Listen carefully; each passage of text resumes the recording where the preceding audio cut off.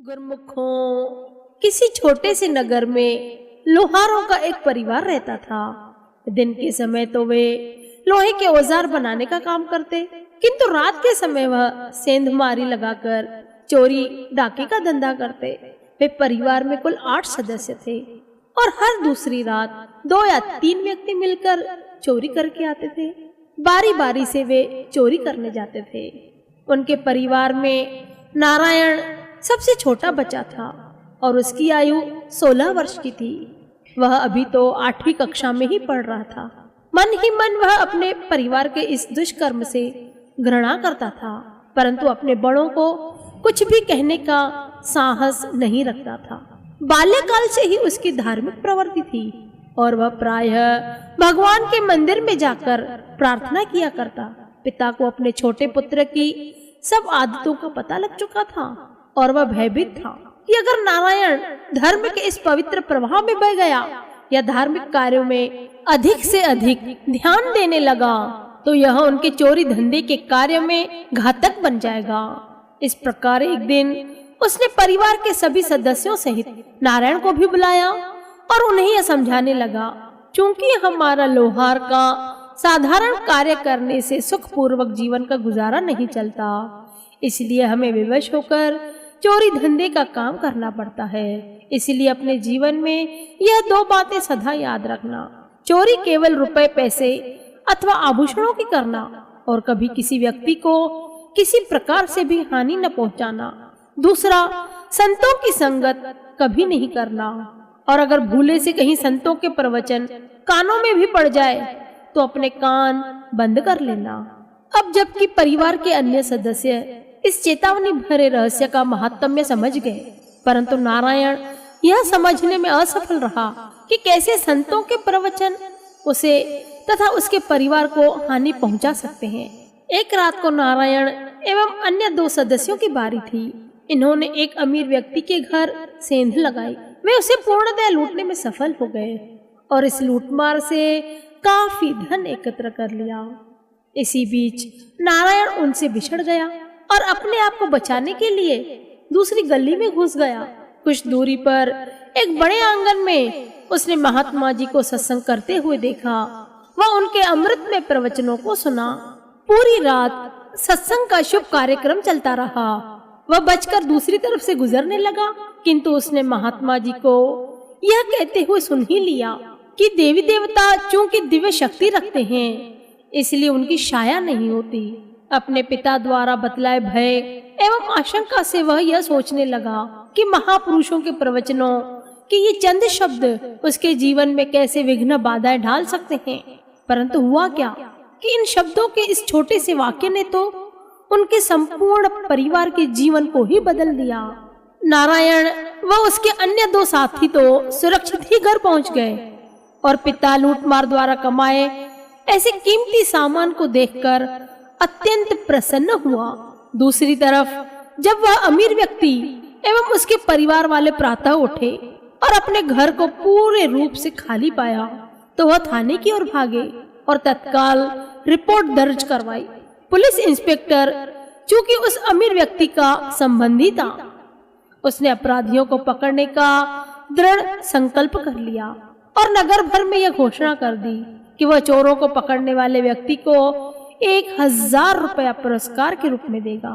एक लोहार जो उनके घर निकट रहता था, उनके नित्य प्रति पाप कर्मों से अभिज्ञ था।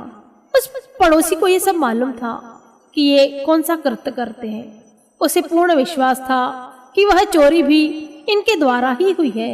दूसरे उनके जाति का होने के फलस्वरूप वह उस परिवार के हर तरह की बात से जानकार था। वह पड़ोसी उस परिवार की सामाजिक एवं आर्थिक अवस्था से भी भली भांति परिचित था। वह जानता था कि ये लोग माता काली के उपासक हैं और जब कभी कोई बड़ा दुष्कर्म या डाका डालते थे तो पूजा अर्चना करके माता काली से आशीर्वाद मांगते थे। वह यह भी जानता था कि वे केवल माता काली से ही डरते हैं, उनका ही भय उन्हें खाता है। वह लोहार 1000 रुपये पुरस्कार के रूप में प्राप्त करना चाहता था। अब यह विचार आते ही उसने माता काली का भेष बनाया और अंधेरी रात में उन परिवार पड़ोसी जो कि लुटेरे थे उनके घर घुस गया। अपनी जीभ को बाहर निकालते हुए एक हाथ में खोपड़ी व दूसरे हाथ में खंजर ले लिया। वह तेजी से आंगन में घुसा जहां वे लुटेरे गहरी नींद में सो रहे थे। वह एक तरफ खड़ा हो गया और जोर से चिल्लाया, आपने अपनी कमाई में से मेरा 10वां हिस्सा क्यों नहीं निकाला?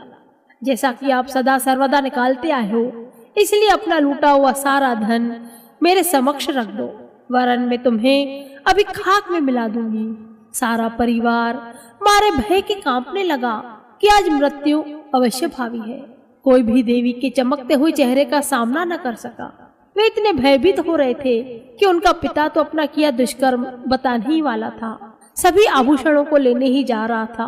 पुनः लोहार के रूप में परिणित उस देवी ने चेतावनी देते हुए वह ललकारते हुए कहा, अभी तुम्हें ऐसे बुरे कार्यों का परिणाम भुगतना पड़ेगा।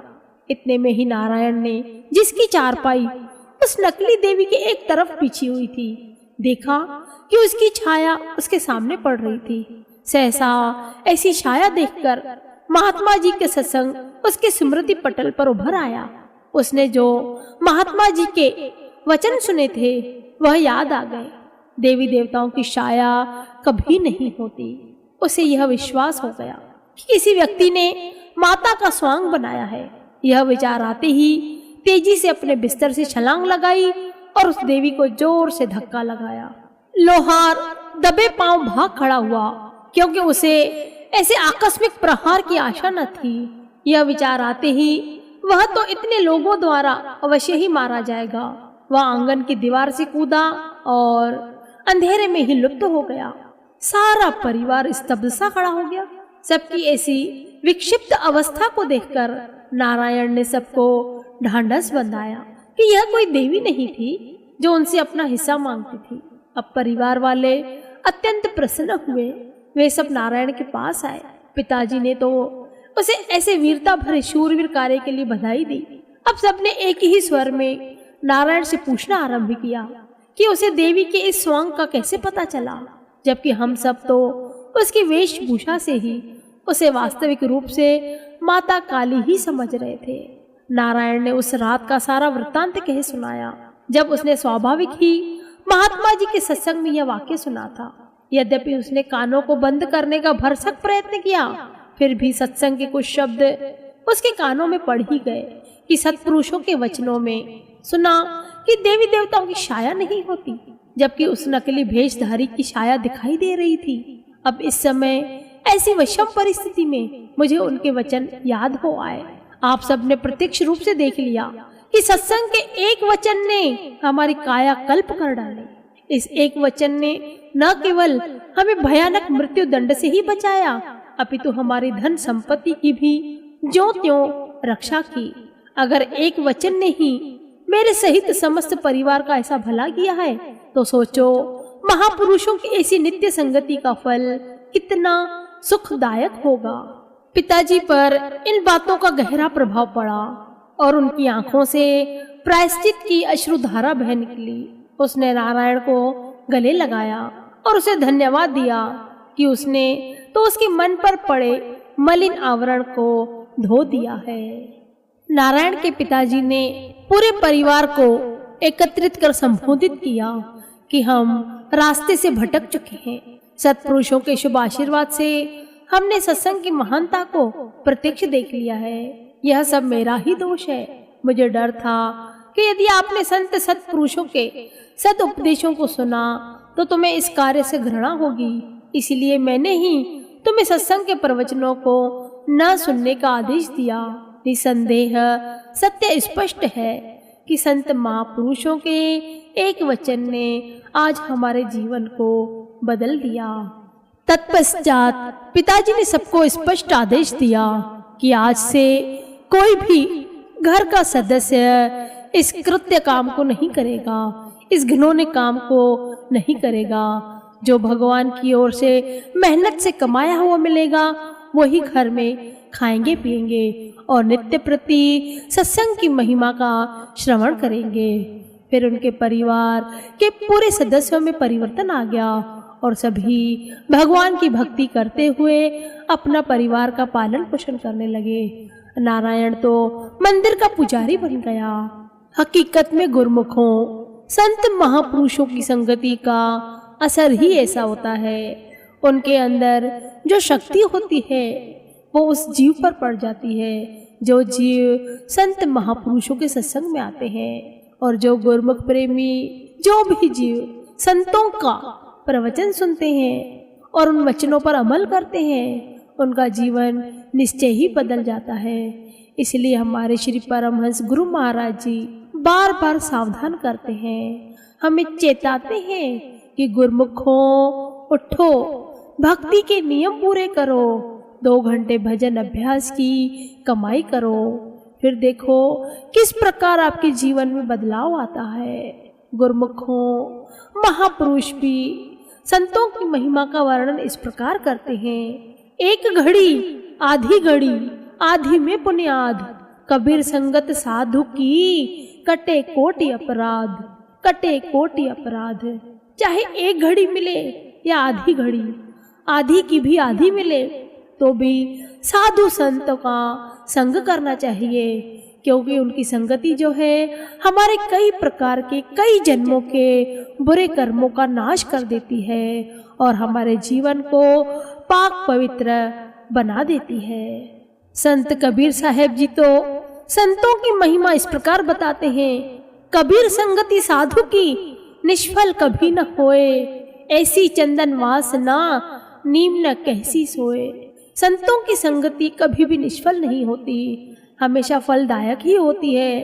कहीं न कहीं वे हमारे भले का ही कार्य करते हैं। उनके दर्शन मात्र से ही हमारी बुद्धि जो है वो पवित्र निर्मल हो जाती है, हमारे कर्मों में, हमारी करनी में सुधार आ जाता है। ऐसी चंदन वासना नीम न कैसी सोए।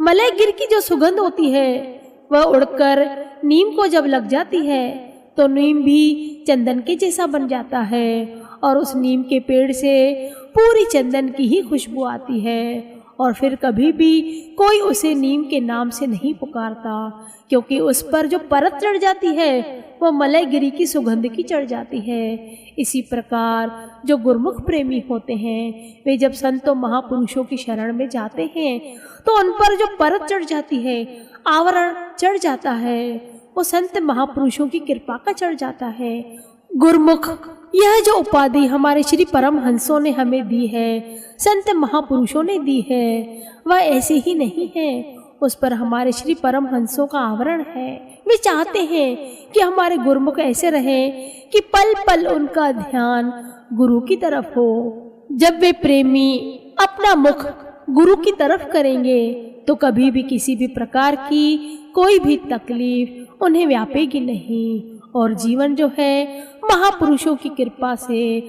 हरा भरा ही रहेगा, सदा ही हरियाली से परिपूर्ण रहेगा। संतों महापुरुषों की कृपा बरसती रहेगी। बोलो जयकारा, बोल मेरे श्री गुरु महाराज की जय। गुरुमुखों, हमारा आज का प्रश्न है, अतुल धाम कहाँ पर स्थित है? जय सच्चिदानंद जी लिखते हुए अपना जवाब अवश्य दें। बोलो जयकारा, बोल मेरे श्री गुरु महाराज की जय।